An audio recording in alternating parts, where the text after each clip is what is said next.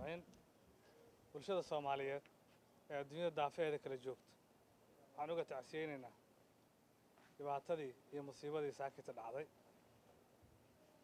inta ku dhimatay waxaan leenahay Allah u naxariisto inta ku dhaawactana Allah caafiyo waxaan rabaa inaan idinla wadaago saakito sidii caado u ahayd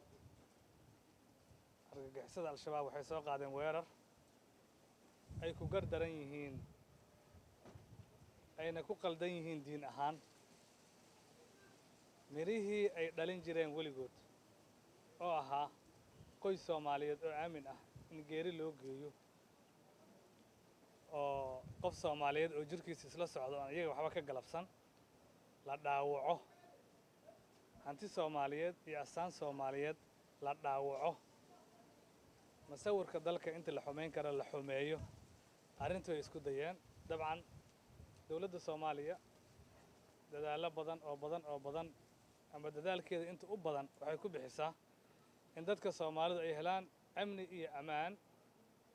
ka soo reynayay muddooyinkii ugu dambeysay oo tilaabooyin laga qaadayay laga difaaco waxyaabaha amnigooda iyo deganaanshahooda iyo jiritaankooda dhaawacay ciidamada amniga iyo dawladda qaybaheeda kale markii waa ay la falgaleen markay la falgaleenna way soo si kooban waqti yar ayay ku soo afjareen raggii argagixisada ahaa ee weerarka soo qaaday gebigood waa la dilay dad Soomaaliyeed oo aan waxba ka galabsan oo wasaaradda joogay iyo dad kale intaba waa ay dhaawaceen waxna waa dileen inta dhimatay Allah u naxariisto inta dhaawacana dawladda Soomaaliya waxaa ka go'an sidii markii horeba ay ahaan jirtay dadkeeda inay ka difaacdo in la waxyeeleeyo haddii waxyeello ay soo gaartana ay daaweyso daawada haddii ay gudaha ka heli karaana gudaha lagula dadaalo haddii daaweyn dibadda ay u baahan yihiinna la qaado oo dawladaha iyo dalalka dawladda Soomaaliya amba saaxiibada la ah amba walaalaha la ah aniga muddadii koobnayd ee dalka dibaddiisa safiirka ka ahaa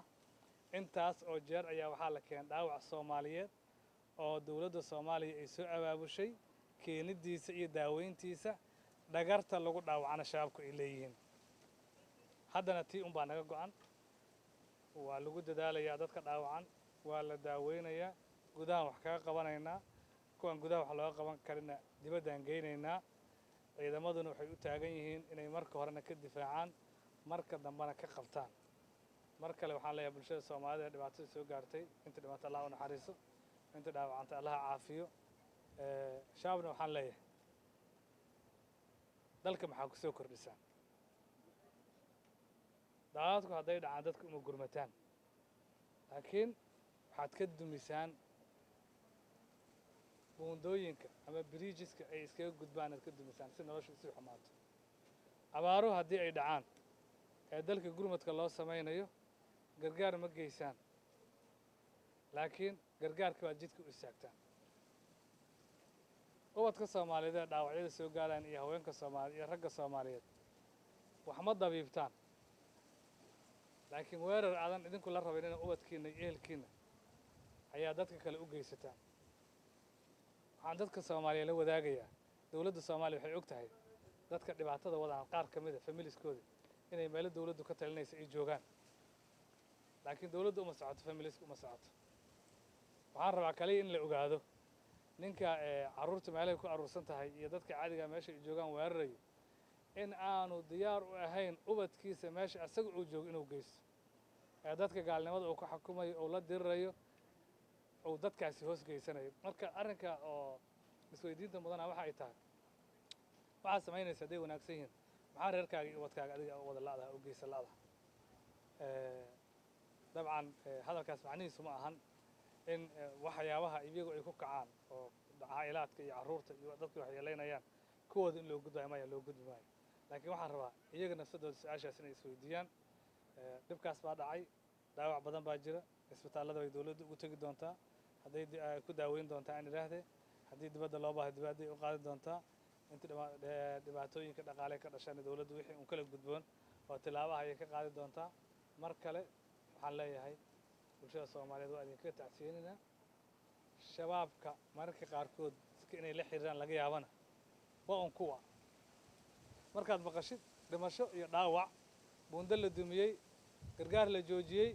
dad la weeraray islaan asay loo saaray ubad la agoomeeyey waxaas ubaad xasuusanaysaa cid xasuusanaysa bulshada soomaalida markii dhex yimaado ma jiraan shabaab haddii la sheego meel doog ah ama meel cadaalad ah ama meel nabad ah ama wax la dhisay waddo la furay dad isu gudbay dad talada wada leh dad meelay hiigsanayaan intaaba ma jiraan marka tusaale mugdi ah waqtigiis waa soo koomaya waa mahadsantiin dhaawac iyo dhimashada tiradooda ma la ogyahay ilaa hadda dhaawac iyo dhimashada waxay inta haddana soo gaaraysa waa number aan aad u badnayn oo lafdhabar ay yihiin intii weerarka soo qaaday laakiin bulshada soomaalida mas-uuliyiinta soomaalidana 2 qof baan ilaahay hadda xaqiijinay waxaan se jeclaan lahaa in aan maadaama dhaawacu si xaaladihiisa aan weli kor istaagin inaan xaaladaha kor istaagno faahfaahintoo dhammaystiranna shirkan jaraa'id sidaan ahaynan